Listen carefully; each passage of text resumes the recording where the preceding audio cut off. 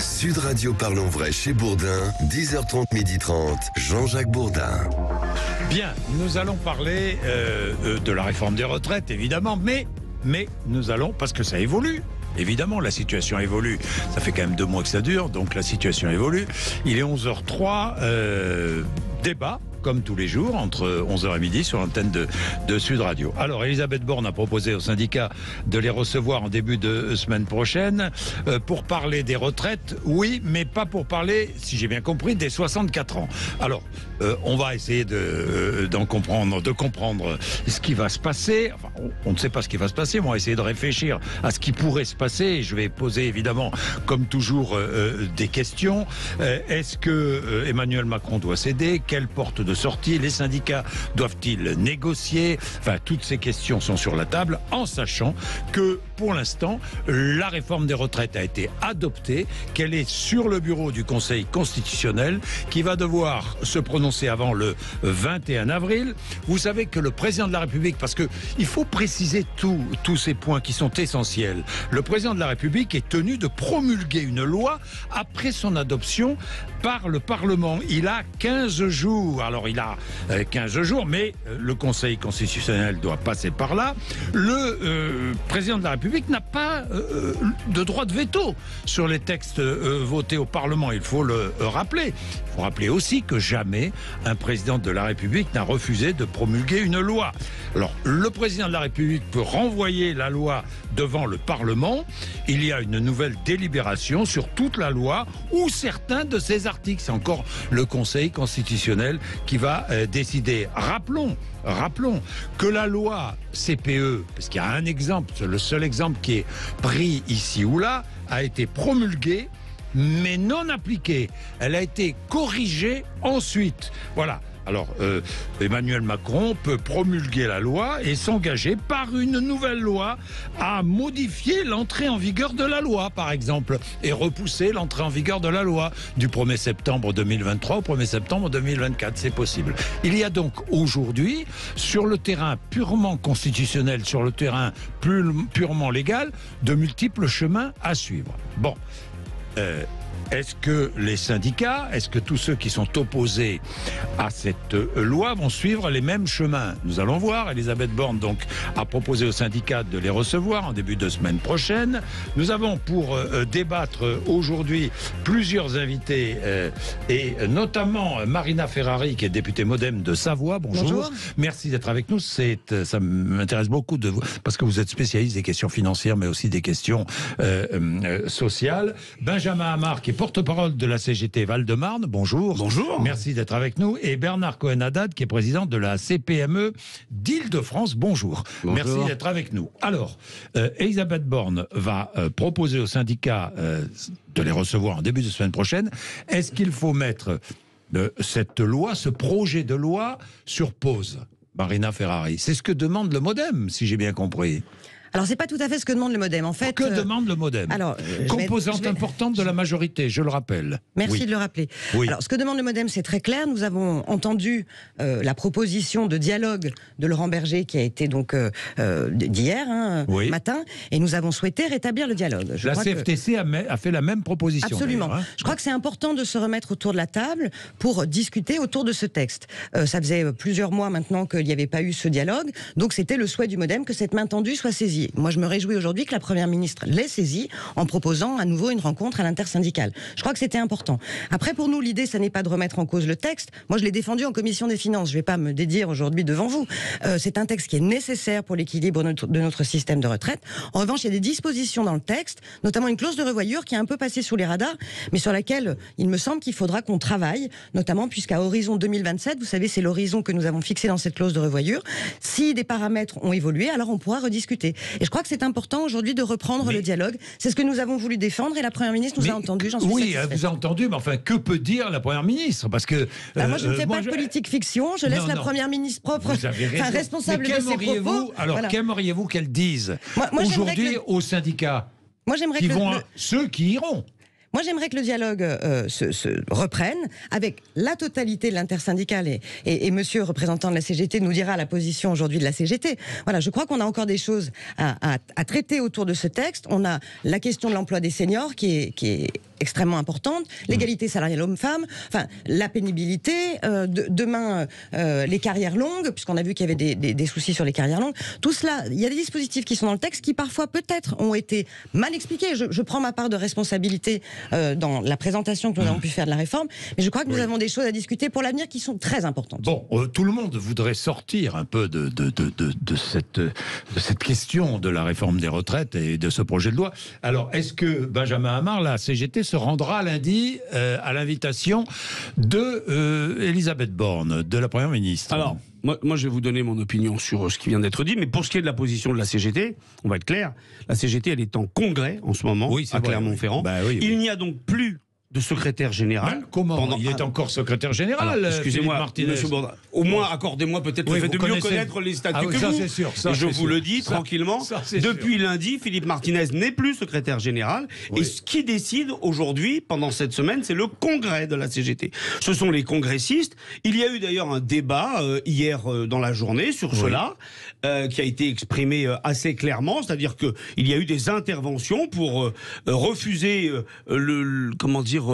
l'idée d'une trêve ou d'une médiation. Maintenant, on n'a pas encore, on va avoir, je suppose, un appel du Congrès qui dira ce qu'il en est. Moi, je ne veux pas anticiper sur ce qui sera effectif. Vous ne savez pas s'il y aura un représentant ou une représentante de la CGT lundi prochain ou mardi prochain? Alors, non, parce qu'on va avoir, on attendra d'avoir effectivement la position du Congrès. Il pourrait y avoir une délégation du Congrès, oui. Alors, on va voir.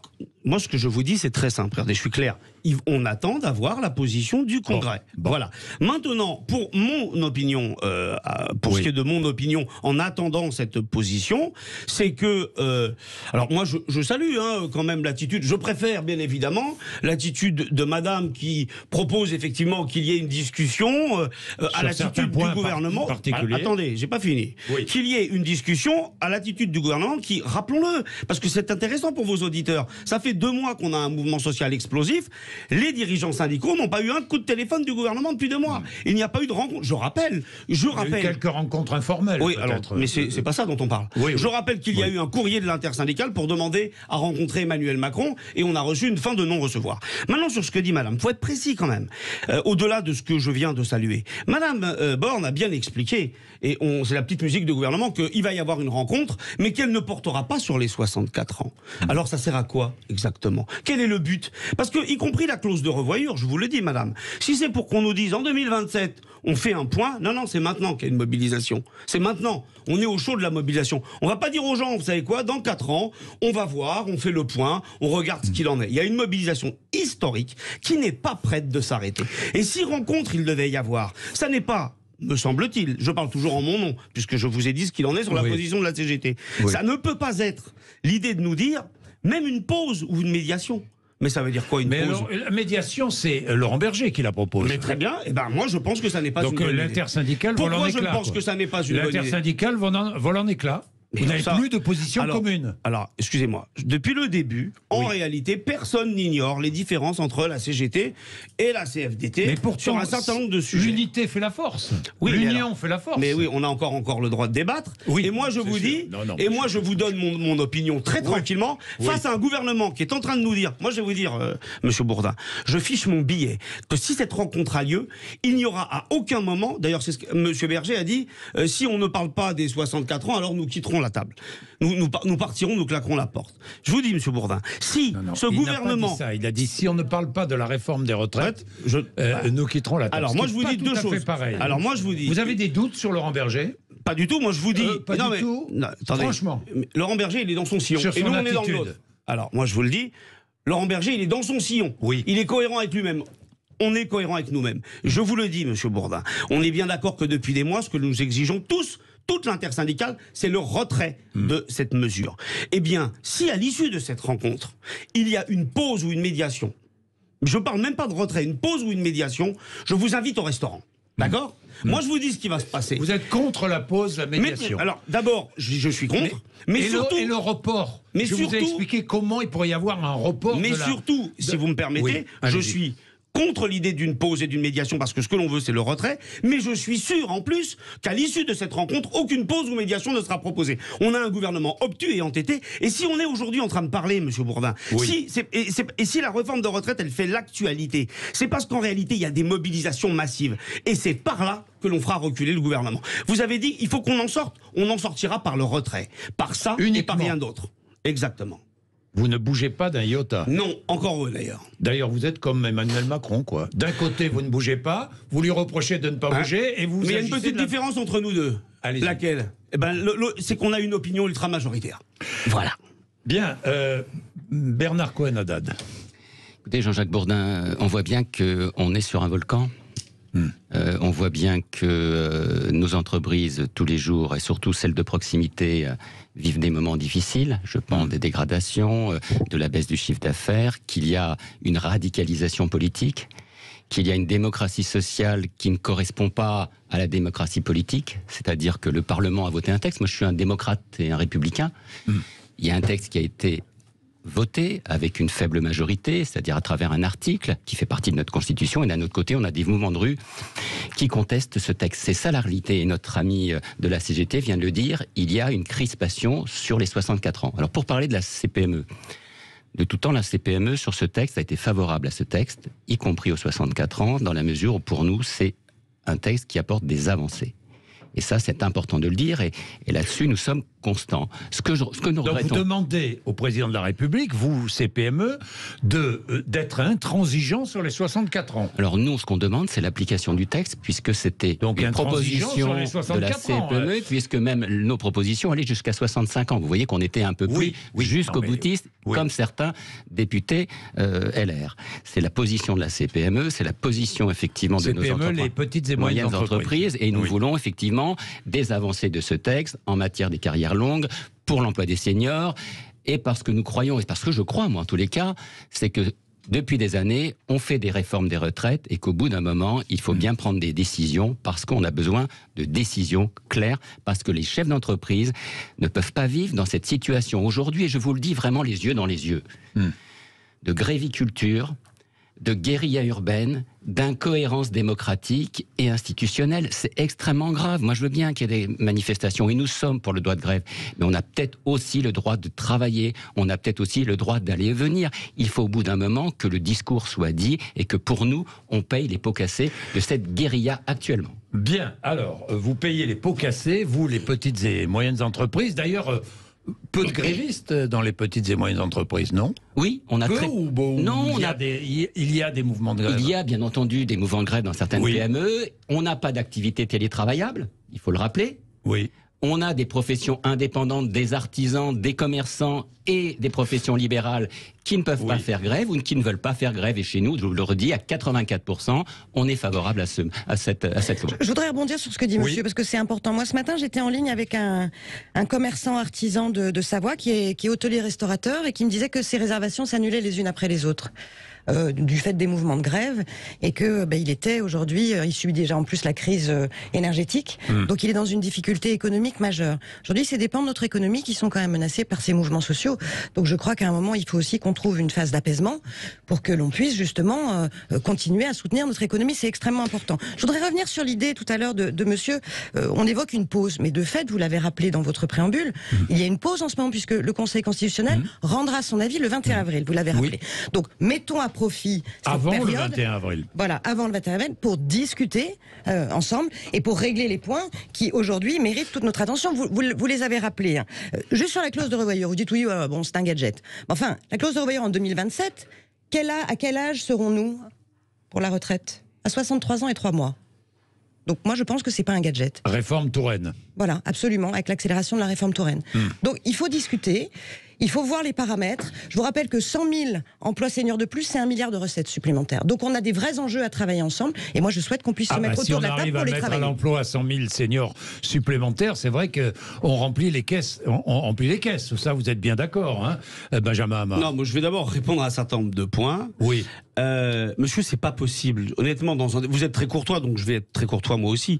Mais il n'est pas possible d'entendre que cette loi a été votée par le gouvernement. Monsieur, personne ici n'est dupe. Non, je dis par le Parlement. Par le Parlement, monsieur. Elle a pas été Excusez-moi, Par le Parlement. Heureusement, parce que sinon on serait en dictature. Hein. Non, mais bien sûr, monsieur. Oui. Donc, ma langue a bien évidemment fourché, pas de faux débat. Et donc, mais par contre, quand vous dites que cette loi a été votée par le Parlement, c'est bien évidemment faux, monsieur. C'est un 49-3 qui est passé. C'est un outil constitutionnel, monsieur. Non, Oui, mais je enfin, suis- attendez, elle a été votée au Sénat excusez-moi. sans 49-3. Non, mais attendez, mais ce n'est pas le Parlement.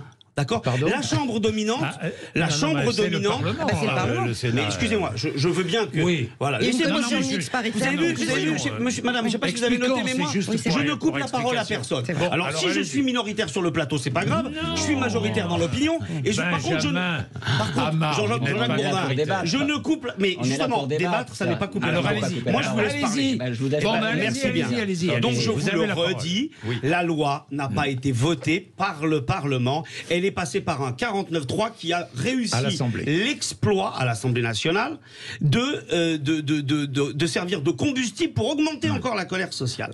Donc on ne peut pas dire ça. Je sais que le gouvernement essaye de faire passer l'idée que la motion de censure est une sorte de vote par défaut. C'est absurde. C'est deux choses différentes. Et d'ailleurs, ce gouvernement a tenu à 9 voix. C'est historique dans l'histoire de la 5e. Il faut remonter au général de Gaulle pour avoir une situation similaire. Donc, on ne peut pas dire, oui, ça a été voté, et donc c'est une attaque à la démocratie. En réalité, ce qui se passe, c'est qu'on a effectivement des mouvements de grève qui sont, jusqu'à preuve du contraire, la grève est une liberté fondamentale, un droit Mais constitutionnel. personne ne remet en cause. Ben, Le droit de grève. quand on vient, comment dire, à longueur d'antenne, comme je peux l'entendre régulièrement, discréditer la grève parce que ça perturbe l'économie, vous savez quoi, monsieur? Vos griefs, moi j'entends la difficulté d'un certain nombre de petits commerçants qui sont mis en difficulté, mais qu'ils écrivent et qu'ils appellent à Emmanuel Macron. Et le problème, monsieur, c'est que vous êtes contradictoire, si je peux me permettre. C'est Emmanuel Parce que Macron vous qui dites- fait grève, monsieur. mais c'est Emmanuel Macron qui provoque la grève par une réforme que vous soutenez. Alors le problème, monsieur, c'est que vous êtes un peu contradictoire. Vous ne pouvez pas d'un côté nous dire c'est terrible pour les petits commerçants et en même temps dire nous on était prêts à aller jusqu'à Benjamin Amar, moi j'ai 65 ans. des questions concrètes à vous poser. Oui. C'est le Conseil constitutionnel qui a le texte sur son bureau Tout à fait. aujourd'hui. C'est à lui. Vous respectez la décision du Conseil constitutionnel. Mais attendez. Alors imaginons. Oui. Non, mais attendez. Oui. Alors, attendez, il est 11h20, on va faire une pause et on revient là-dessus. C'est dommage que j'aurais voulu répondre aussi à Non, madame. non, mais vous Mais je vais vous répondre. Il est 11h20. Mais du coup, je vous interromps. Il est On a du 11h20. temps. On On a a du du temps. temps. On a du temps. On a le temps, ne vous bien. inquiétez pas, à tout de suite. Jean-Jacques Bourdin. Bien, nous reprenons notre débat, le dialogue ou pas le dialogue, comment faire? Est-ce qu'il faut faire une pause dans cette réforme des retraites? Allez-y, 0826 300 300, une pause ou pas, dites-nous. Allez-y, vous intervenez, vous participez évidemment. Benjamin Amar, j'avais donc une question. Le Conseil constitutionnel a le projet sur la table, projet qui a été adopté à l'Assemblée nationale et au Sénat. Il a le projet sur la table. Il va décider, peut-être, de retoquer plusieurs articles de ce projet de loi. C'est fort possible, hein. C'est même probable que certains articles soient retoqués. Vous faites quoi à ce moment-là? Le Conseil constitutionnel décide, tranche. Vous faites quoi? Vous vous opposez à la décision du Conseil constitutionnel? Non, mais d'abord, on verra. Alors, en l'occurrence, vous savez, nous, on respecte les institutions. Oui. Et on demande à être respecté. C'est-à-dire que nous avons dit depuis le début à la CGT, enfin, c'est en tout cas un point de vue qu'à la CGT du Val-de-Marne, on a toujours assumé. C'est-à-dire que cette loi, nous la combattrons jusqu'au bout. Donc, après, on respecte, y compris, on nous dit le 49.3 est constitutionnel et légal. On n'a jamais nié ces choses-là. Le Conseil constitutionnel, il est dans son rôle. Mais moi, je vous dis une chose. À la fin des fins, cette loi, nous la combattrons jusqu'au retrait. Et vous pourriez me dire... Mais le retrait, pardonnez-moi de vous Oui. dire, le Conseil constitutionnel, même en retoquant certains articles, va valider. Imaginons que le Conseil valide la loi. Ben vous faites quoi? Eh ben, on continue. Le président de la République est tenu de la promulguer. Mais que faites-vous? mais je vous le dis simplement, je tourne continuez pas à autour du pot. manifester? On continue à mobiliser, mais vous pourriez me dire, Jean-Jacques Bourdin, Oui. qu'on est un carteron de syndicalistes illuminés, Non. sauf que derrière, on a un état de l'opinion, et encore hier, parce que ça me fait beaucoup rire d'entendre un essoufflement du mouvement, quand... Oui, il y avait moins de monde, mais il y a des Il y a explications. des montées et des descentes depuis 2 mois. Et là, si, il y a eu des montées Oui, et des c'est vrai. descentes depuis 2 mois. Et donc, s'il y en a ici qui ont envie de parier sur l'essoufflement, mais écoutez, c'est pareil, comme tout Il à ne l'heure. s'agit pas Je de veux bien parier. faire le parier. Donc, il n'y a aucun essoufflement. La colère, elle n'a fait que monter en réalité. Elle est toujours présente. Et nous, on vous le dit clairement, on ne lâchera pas. C'est jusqu'au retrait. Point, barre. Voilà. Voilà. quoi qu'il arrive, quelle que soit la décision. Jusqu'au retrait. Quel que soit le vote du Parlement, quelle que soit la décision du Constitutionnel. Alors moi je vous redis, il n'y a pas eu une décision du Parlement, il y a eu un 49-3. Oui, bon. Je le redis. Bon. Non mais je veux dire, moi je lâcherai pas là-dessus. Je suis d'accord. Voilà. Non, mais je suis d'accord. Il n'y a pas eu de décision du Parlement. Il y a eu un 49-3, on est bien d'accord. Et donc il va falloir assumer cette procédure-là, dont le gouvernement ne voulait pas. Pardonnez-moi, mais l'adoption de la loi n'est pas illégale.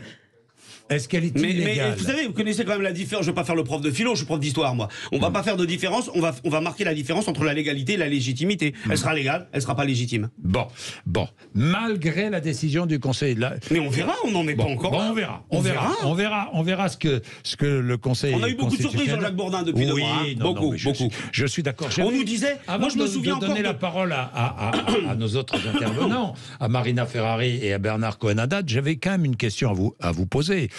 À propos de... Alors, comment se fait-il que les mobilisations, vous avez raison, sont toujours très fortes dans la rue, et comment se fait-il que les grèves soient assez faibles? Les taux de grévistes sont assez faibles. Et on les retrouve où? Les taux de grévistes toujours au même endroit, dans des secteurs publics qui, effectivement, sont pas que les raffineries ne sont pas publiques. Oui, enfin d'accord, mais ce sont des secteurs... Bon, d'accord, mais le transport, mine énergie, enfin bon. Alors pourquoi? D'abord, pour 2 raisons. Il faut dire 2 choses.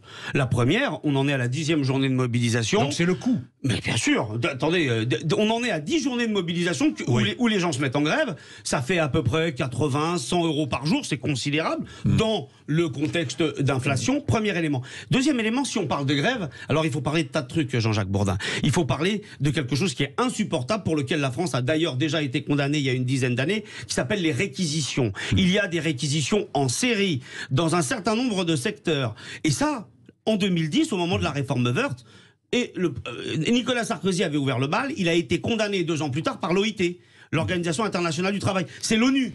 Donc on a des réquisitions contre lesquelles nous allons porter plainte, contre lesquelles nous avons porté plainte, et on a aussi, sur les piquets de grève... réquisition, mais on a saboté un certain nombre de mouvements. Dans l'éducation nationale, par exemple, les taux de grévistes sont en chute libre. Alors ça renvoie à ce que je vous ai dit, c'est-à-dire que les gens ne vivent pas d'amour et d'eau fraîche, et qu'ils continuent à se mobiliser, mais que par contre ça a un impact sur les taux de grévistes. Voilà. Bien. Mais parce que bien évidemment, et quand vous demandez aux gens pourquoi ils se mettent pas en grève, la seule réponse la première des réponses, c'est bien évidemment la question du coût. Le gouvernement avait tablé là-dessus, il avait misé là-dessus, et il en a été pour ses frais. Marina Ferrari. Oui, alors moi je voudrais revenir sur plusieurs choses. D'abord, moi je ne dénie absolument pas le droit de grève, il est constitutionnel, vous l'avez rappelé. Ce que je remets en cause, en revanche, en ce moment, c'est les violences en marge des cortèges. Et on voit bien les problématiques auxquelles nous sommes confrontés aujourd'hui. Sur la légitimité de la loi, moi je ne partage pas votre sentiment, ou alors on part dans un débat philosophique, comme vous l'avez dit. La loi, aujourd'hui, elle a été effectivement votée. Bon, l'instrument du 49.3, qui est tout à fait légal et constitutionnel, a été activé. Je le dis librement, moi c'était pas ce que j'aurais souhaité. J'aurais souhaité qu'on aille jusqu'au vote. Bon, jusqu'au vote. Le gouvernement en a décidé. Peut-être la meilleure des solutions. Oui, pour ça. On ne saura jamais. Nous ne saurons jamais. Tout est-il que c'est un instrument qui a été utilisé. C'est la 100e fois qu'il est utilisé sous la 5e République, quand même. Donc c'est pas non plus un instrument que le gouvernement a sorti du chapeau comme ça. Moi, j'ai présenté le texte en commission des finances pour avis. Il a été adopté. Ensuite, il a fait son chemin au Parlement. On a eu une obstruction parlementaire dont tout le monde a largement parlé. Il est parti au Sénat. Il a été adopté. En commission mixte paritaire, elle a été conclusive, donc un accord a été trouvé. Je tiens à le rappeler parce que j'ai quand même entendu certains collègues députés dire les commissions mixtes paritaires, c'est du bidouillage. Alors qu'on en fait tout le temps au Parlement, sur toutes les lois quasiment, il y a des commissions mixtes paritaires. Donc à un moment, je veux bien, mais on ne peut pas non plus raconter n'importe quoi. On est dans une démarche législative qui certes peut heurter la sensibilité de certains, mais qui est légale. Donc moi je m'inscris en faux par rapport à ce qui était dit, par rapport à la légitimité du texte. J'ajouterais que les représentants au Parlement, les élus, nous avons une légitimité qui est celle des urnes. Nous avons été élus, en tout cas pour les députés, au suffrage direct par nos concitoyens. Voilà. Bon. Après, sur le dialogue, moi, sur le terrain, je rencontre toutes les organisations syndicales. Et j'en ai encore rencontré dernièrement. Le dialogue se passe bien. On arrive quand même à échanger sur le fond du sujet. Sur la pénibilité du travail, on l'a évoqué avant, sur tous les sujets sur lesquels on doit aller, justement, pour pérenniser notre système et réussir le pari d'équilibrer ce système à terme. Et je souhaite que le dialogue reprenne le plus vite possible pour qu'on puisse avancer sur cette thématique. Par exemple, j'imagine, après je vais donner la parole, et puis il faut observer une petite pub. Imaginons qu'on oublie les 64 ans, qu'on garde sur la table la durée de cotisation et que parallèlement on ouvre des négociations pour améliorer effectivement tout ce qui a trait à la pénibilité du travail, au travail des seniors, avec des solutions qu'on pourrait avancer pour encourager le travail des seniors. Vous seriez favorable Je vais vous dire un truc. Oui. À la CGT, on est des tas de trucs, mais on n'est certainement pas des lapins de 6 semaines. Donc, il n'y a pas de problème, on peut discuter de tout. La mais pénibilité non, vous pouvez pas du discuter travail. de tout, parce que vous voulez discuter de rien. Alors allez-y. Monsieur Bourdin, moi je veux bien répondre à toutes les sulfateuses de questions. Allez-y. De tout le plateau, mais laissez-moi juste répondre. Non, mais ça sera mieux. Alors donc, je réponds toujours clairement à vos questions, moi. Bon, c'est vrai. Donc, en l'occurrence, on n'est pas des lapins de 6 semaines et on nous berne pas. Si on veut, on peut parler de ce qu'on veut, mais d'abord, on va parler du retrait des dispositions des 64 ans et de la durée de cotisation. On commence la durée de cotisation, mais bien évidemment, rappelons-le, qui vient d'une réforme Touraine. Accélérée. Oui. Oui, déjà elle était toxique. Non, mais c'est accéléré. Voilà. Non, donc, mais d'accord. C'est donc c'est pas un détail. Donc, mais vous voulez remettre en cause aussi la réforme Touraine. Mais on est. Alors moi, je vais vous dire pour la CGT, je parle pas de l'intersyndicale. On considère que l'allongement de la durée de cotisation, même dans la réforme Touraine, était un scandale. Maintenant, je vous le dis, on commence par parler de l'âge légal qui a été reporté et de l'accélération de la réforme Touraine. On commence par là et ça, on les met à la benne. Et après, on parlera de ce qu'on veut. Ensuite, madame, s'il faut vous expliquer la différence entre légalité et légitimité, c'est simple. Si elle était légitime, madame, il fallait accepter d'aller au vote. C'est tout. Fallait accepter d'aller au vote. Et le gouvernement n'y a pas été pour une raison simple, parce qu'il avait la trouille. Et vous avez été élu, madame, pour voter la loi, et vous avez été dépossédé de ce truc-là. Donc on va pas vous la faire à nous. Et voilà pourquoi cette mesure, elle est désormais illégitime. Sur le fait d'avoir été dépossédé de la possibilité de voter la loi, je m'excuse, mais moi j'ai très mal vécu l'obstruction parlementaire qui a été faite pendant 3 semaines au Parlement. C'est vrai aussi. Parce qu'on a été empêché. Quand Jean-Luc Mélenchon fait son tweet en disant « Êtes-vous tant pressé d'être battu ? Donc ralentissez les débats », excusez-moi, mais moi je suis convaincu. Alors, on pourra jamais le prouver. Qui a imposé un cadre restreint, madame? Moi je suis convaincu. Nous avons été dépossédés aussi par l'obstruction parlementaire de certains de nos collègues. Moi je veux bien qu'on mette. Mais je voulais que je vous dise. Moi je suis pas encarté à la France Insoumise. Moi je suis pas encarté à la France Insoumise. A eu peur du vote et Jean-Luc Mélenchon ne voulait pas du vote. Alors, moi je vais vous dire une chose. Je ne suis pas encarté à la France Insoumise. Sur la limite d'âge. Juste sur la limite d'âge, monsieur. Monsieur Amar, sur la limite d'âge, on n'a pas mis une limite d'âge à 64 ans comme ça, sortir du chapeau. On l'a mis parce qu'on a un équilibre budgétaire à tenir pour équilibrer cette retraite à horizon 2030. Vous l'avez perdu ce débat, on ne va pas y revenir. Vous l'avez perdu. Mais peu importe qu'on l'ait perdu, je vous explique. Vous pouvez revenir dessus, mais vous avez rien à m'expliquer, on a compris, madame. Vous m'avez remonté les bretelles parce que je vous ai coupé la parole tout à l'heure, alors ayez au moins la délicatesse de ne pas le faire maintenant. Sur les 64 ans, monsieur, c'est une limite d'âge qu'on a fixée pour équilibrer le système à horizon 2030 et on l'a pas fait ni pour vous berner, ni pour vous reprendre pour des lapins de 6 semaines. Vous avez perdu. Voilà, il est 34, vite une pause, parce que je suis en retard. Jean-Jacques Bourdin. Il est 11h36, merci d'être avec nous. Allez, nous sommes avec Benjamin Amar, porte-parole de la CGT du Val-de-Marne, Marina Ferrari, qui est députée MoDem de Savoie, et Bernard Cohen-Haddad, qui est présidente de la CPME d'Île-de-France. Et nous allons prendre Samy, qui est à Paris. Bonjour Samy. Bonjour. Vous êtes médecin, Samy, ça me fait plaisir de vous avoir. Vous êtes auditeur de Sud Radio, Samy? Toujours, oui, toujours. Toujours. Bon. Et je vous remercie d'exister. Merci. Vous êtes médecin à Paris. Vous dites la réforme est nécessaire, mais le gouvernement a manqué de pédagogie. Oui. Simplement parce que c'est nécessaire par rapport au marché financier, par rapport à la dette, par rapport à l'emprunt, par rapport aux agences de notation. Ça n'a pas échappé en fait aux intervenants. Alors le but n'est pas d'enflammer la CGT, non. Ils ont aussi leur raison par rapport aux petites retraites et aux gens qui souffrent, ça c'est clair. Moi, dans mon cas, comme plusieurs confrères ou consoeurs, je sais que je ne l'aurai pas avant 68 ans.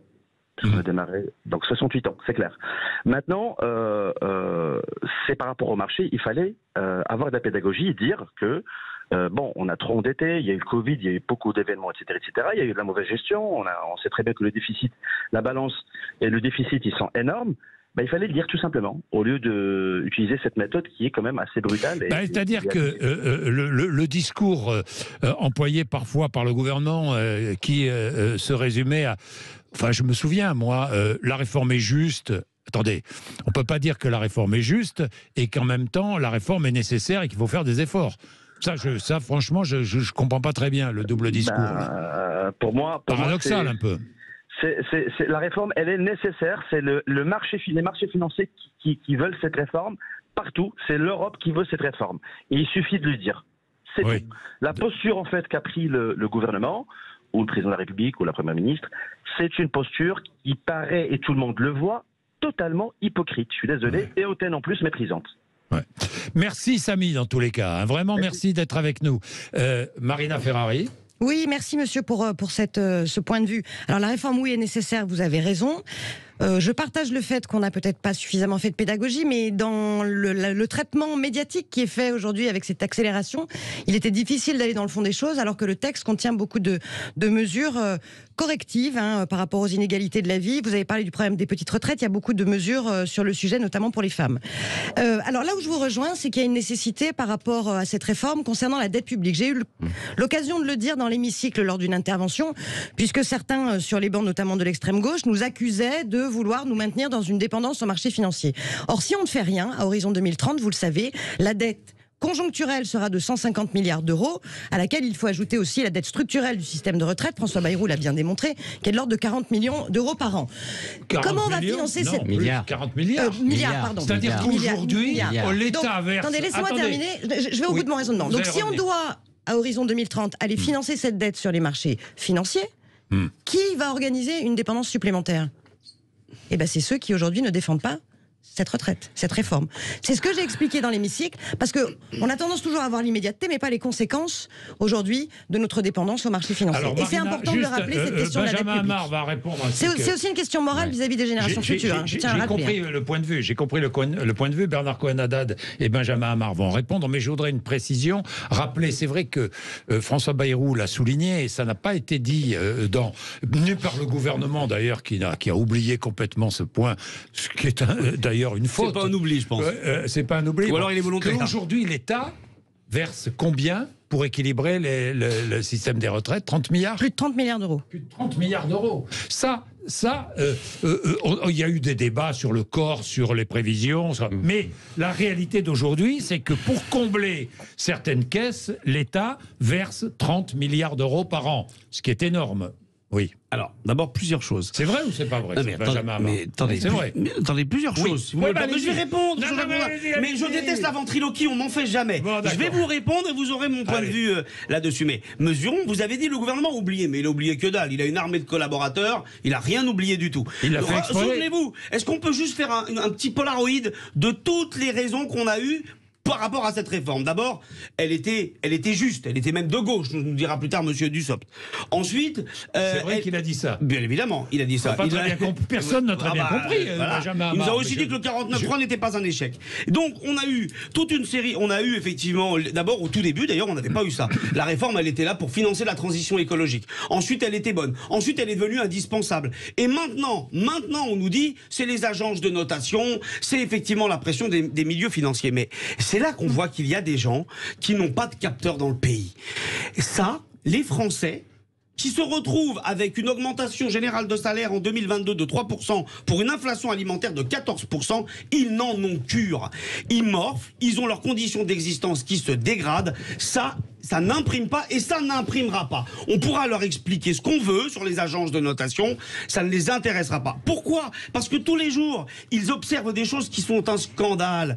On leur dit qu'en 2022, ça a été une année mais une année de pays de cocagne pour les actionnaires avec 80 milliards de dividendes. On nous explique, à juste titre, qu'il y a eu un plan de relance avec 200 milliards d'aides publiques. Aujourd'hui, on a appris hier, qu'il y avait effectivement une perquisition dans 5 des principales banques du pays parce qu'on soupçonne une fraude fiscale massive de 100 milliards. Donc, l'idée de, oui, ben l'État, effectivement, il met de l'argent dans les retraites, c'est encore heureux, c'est une bonne chose. Par contre, il y a des trucs qu'on ne dit pas. Il y a des fonds de réserve dans les retraites. Il y a les fonds de réserve depuis de nombreuses années avec 150 milliards dedans. Donc la question du financement, moi je veux bien qu'on refasse le débat ici. On peut le refaire, mais on l'a fait, madame, pendant 2 mois et vous l'avez perdu à plat de couture. Le Bien. gouvernement Alors, sur moi, ce sujet-là, c'est fait. Bon. En réalité, a subi une explosion façon puzzle. Bernard Écoutez, Cohen-Haddad. moi, la pieuvre internationale qui intervient sur la France et qui dirige à l'autre bout du monde, j'ai déjà entendu ça il y a certains moments, et c'est pas ma tasse de thé, cher Benjamin Amar. C'est l'auditeur qui l'a dit, monsieur. Hein. Vous êtes un historien. Moi, je crois qu'il faut quand même dire les choses de manière économique. On est un pays qui est endetté.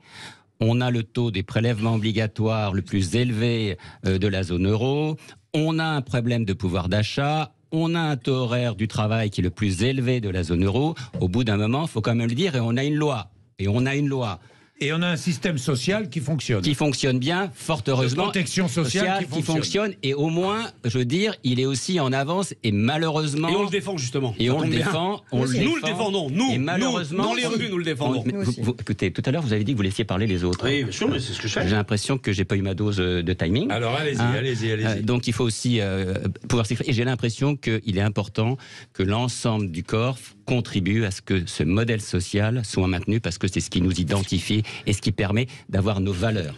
Sur le point de cette réforme, moi je vais être très cash, Jean-Jacques Bourdin.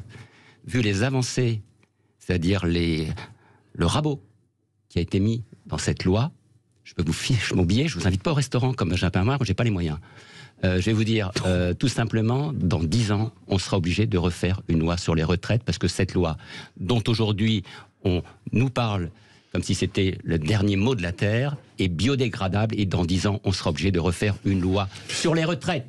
Ça, c'est le problème. Là, ça me fait repenser, juste, je vais vous redonner la parole. Voilà. Ça me fait repenser à ce qui s'est passé en 2019. Si on avait poursuivi la réforme de la retraite, une vraie réforme systémique et non pas paramétrique, c'est-à-dire une réforme, une retraite à points, peut-être qu'on n'en serait pas là aujourd'hui. Enfin, bon, et enfin, si vous me pour pas être trop long, et enfin, si on veut vraiment redonner à ce pays un peu de dialogue, il faut valoriser le dialogue social.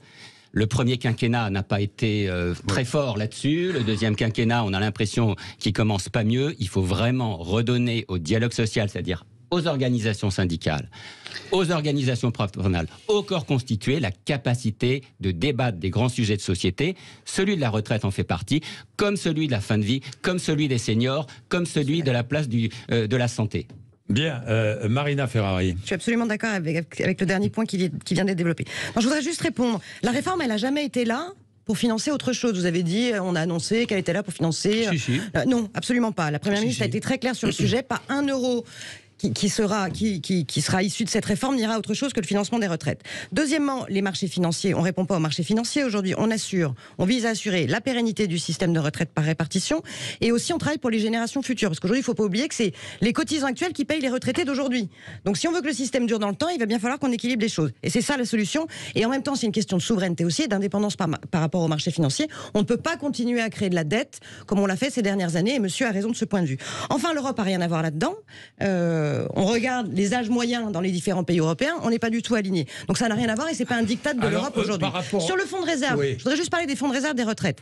J'ai entendu beaucoup de choses, notamment venant à la fois de la CGT et à la fois des mouvements plus à gauche dans l'hémicycle, sur le fait d'aller prendre l'argent qui est dans la CADES aujourd'hui, qui est une caisse pour le remboursement de la dette sociale. Voilà. Mais c'est oublié aussi que dans l'histoire, vous êtes historien, monsieur l'a rappelé, dans la CADES aujourd'hui, il y a des sommes qui proviennent des caisses de retraite, qui ont été provisionnées sur l'appurement de caisses de retraite. Donc c'est nier aussi l'utilité de la CADES. Et toute dette, pour moi, doit être remboursée. C'est notre responsabilité de rembourser la CADES, et non pas de faire rouler la dette, comme on a pu l'entendre au Parlement. Pour moi, c'est une forme d'irresponsabilité budgétaire.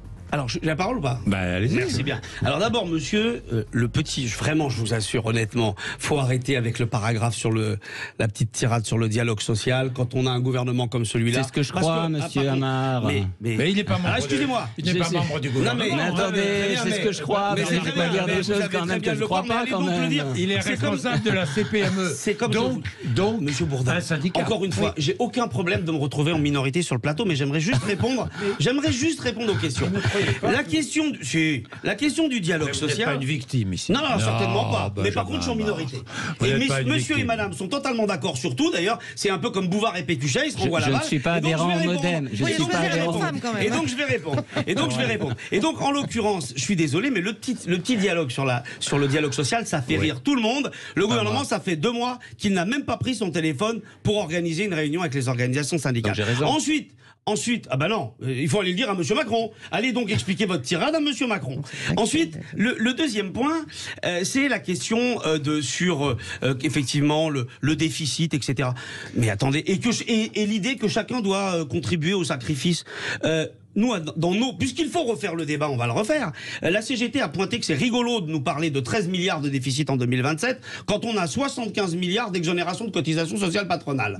Voilà. Donc, nous, là-dessus, sur tous ces sujets, on est vraiment très à l'aise. Et 30 milliards payés par l'État pour équilibrer les... Mais je le redis, Jean-Jacques Bourdin, vous savez quoi? Il n'y a pas de problème. On peut refaire le débat et on se redonne rendez-vous dans un mois. Vous verrez que cette opinion, selon laquelle il y a une urgence sur le financement, elle sera minoritaire. Et quant à vous, madame, excusez-moi, alors je suis navré de vous le dire, mais les auditeurs peuvent aller vérifier, qu'ils vérifient sur Google, Emmanuel Macron réforme financement de la transition écologique, et ils verront que ces déclarations ont eu lieu. Elles ont eu lieu. Emmanuel Macron a d'abord présenté sa réforme comme cela. Bien. Il est 11h49. Dernière pause. On va prendre très vite Pascal, qui est un auditeur et qui a le droit de s'exprimer ici. Et puis, dernière question, juste après cette pause. Jean-Jacques Bourdin. Bien, rapidement, il nous reste 5 minutes. Pascal peut témoigner. Bordeaux. Bonjour Pascal. Bonjour. Allez-y Pascal. Écoutez, j'entends beaucoup de passion, beaucoup de déchaînement. Oui. Je pense que la passion étouffe une méthode qui aurait été intéressante d'avoir, parce qu'on a bien longtemps oublié de segmenter les différents niveaux de pénibilité, les différents métiers. Oui. Et je pense que moi, je suis favorable à une retraite. Au détail, je ne sais pas si c'est celle-ci qu'il faut. Je pense qu'on a oublié de...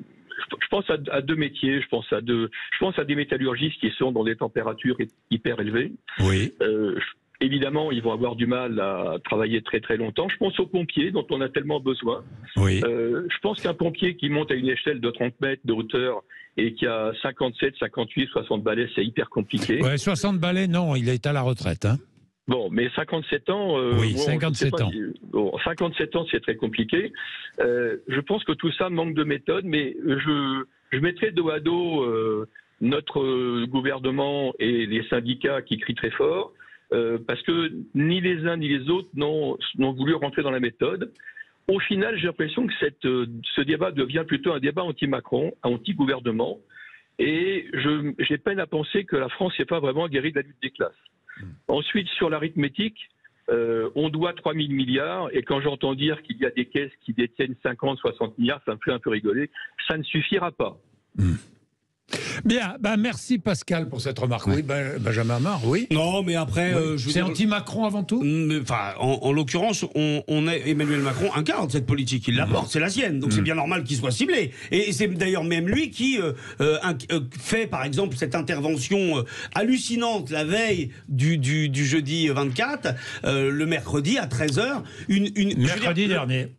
Une intervention qui est un véritable carburant pour la colère, qui est décriée de partout. Il incarne cette politique. Donc mais ce qui est visé, c'est pas la personne d'Emmanuel Macron, c'est bien évidemment sa réforme. Voilà. Après, sur l'argument des 3 000 milliards de dettes, ça fait 20 ans que les Français entendent ça, et ça ne les empêche pas de se mobiliser de manière massive, parce que ça, c'est quoi? C'est de la culpabilisation des travailleurs. Ça ne marche pas. Voilà. Ça ne marche pas parce qu'en réalité, Emmanuel Macron, quand il y a eu le plan de relance, il a effectivement dit quoi qu'il en coûte. Par contre, il nous a pas expliqué que l'addition, elle devait être payée par les travailleuses et les travailleurs. Et ça ne passe pas. Ou par les entreprises. Ouais, enfin, là, en l'occurrence, la réforme des retraites, je suis désolé, c'est pour les travailleurs, et je vous l'ai dit, 75 milliards d'exonération de cotisation pour les patrons. Ça, c'est la réalité factuelle. Oui, c'était très important ce qu'a dit cet auditeur. La relation au travail, la pénibilité, ça fait partie aussi de notre attention dans les entreprises. Et cette loi, on attendait qu'elle soit effectivement plus souple vis-à-vis des métiers en pénibilité. Parce on peut être aussi dans les services, c'est-à-dire dans un bureau, et avoir du stress quand on reste assis toute la journée avec un écran qui vous fatigue les yeux. Bien sûr. Vous vous souvenez, Jean-Jacques Bourdin, vous m'aviez invité au moment où Sandrine Rousseau avait dit que le travail était une valeur de droite. Et sur le plateau, il y avait Nathalie Arthaud, elle avait dit le travail c'est une prison. Nous ne croyons pas à cela, et c'est pour ça qu'il est important aussi qu'il y ait un peu de C'était aussi l'occasion de revaloriser la valeur travail. Exactement. Et peut-être que cette loi... C'était un peu raté. Et voilà. Et c'est pour ça que cette loi peut-être... c'est un coup d'épée dans l'eau, parce qu'au lieu de valoriser le travail long... C'est ce que dit Fabien Roussel. On le dévalorise. Vous êtes en phase avec Fabien Roussel? Il y a un certain nombre de choses que dit Fabien Roussel avec lesquelles je suis en phase, oui, effectivement. Mais moi, je veux juste dire une chose, puisqu'on parle de la pénibilité, M. Haddad. Qui a liquidé tous les critères de pénibilité pour le coup, François Hollande avait mis en place qui? C'est pas Emmanuel Macron, qui retire les critères de la pénibilité, qui nous en remet une petite partie. Oui, certains, la majorité, et qui en remet une petite partie. Faudrait dire merci, vous savez, c'est en l'occurrence, je vais vous dire que je vais vous couper les deux bras. Finalement, je ne vous en coupe qu'un seul et il faudrait me dire merci. Bien, terminé. Marina Ferrari. Merci. Moi, je suis d'accord avec ce qu'a dit monsieur. C'est vrai qu'on a certainement eu un problème de méthode. Depuis tout à l'heure, on en discute entre nous. La loi travail à venir. Alors, certains disent qu'elle aurait dû venir avant, peut-être, qu'on présente la réforme de retraite. Oui. Bon, c'est comme ça maintenant. On ne va pas pleurer sur le lait renversé. Cette loi travail à venir va être extrêmement importante sur les problématiques qu'a évoquées. Partage des richesses. Absolument, qu'a évoqué l'auditeur dans son intervention. Sur le fait que cette réforme aujourd'hui des retraites soit vécue comme quelque chose d'anti-Macron. Oui, je partage ce sentiment. Moi, quand je suis en circonscription et que je rencontre nos concitoyens, j'ai pas du tout lâché le terrain. Moi, je suis pas du genre à aller me planquer derrière mon petit doigt. Ce qu'on me dit, c'est que très vite, on parle des retraites, évidemment. Et puis après, on part sur autre chose. On part effectivement sur les conditions de travail. On part sur la problématique du pouvoir d'achat qui est importante. Quand je rencontre des entreprises, c'est leur problématique de recrutement, etc., etc. Donc tout ça, il va falloir qu'on le travaille. Et je suis désolée de vous le dire, mais c'est le dialogue social. Moi, j'y crois encore. Voilà, au dialogue social. Et je souhaite qu'on y arrive. Merci à vous trois d'être venus. Merci à vous. 11h57. Vous êtes sur Sud Radio. Nous ne trouverons pas la solution ici, hein. Mais au moins, nous posons le débat. Et j'aime bien. Il est 11h57.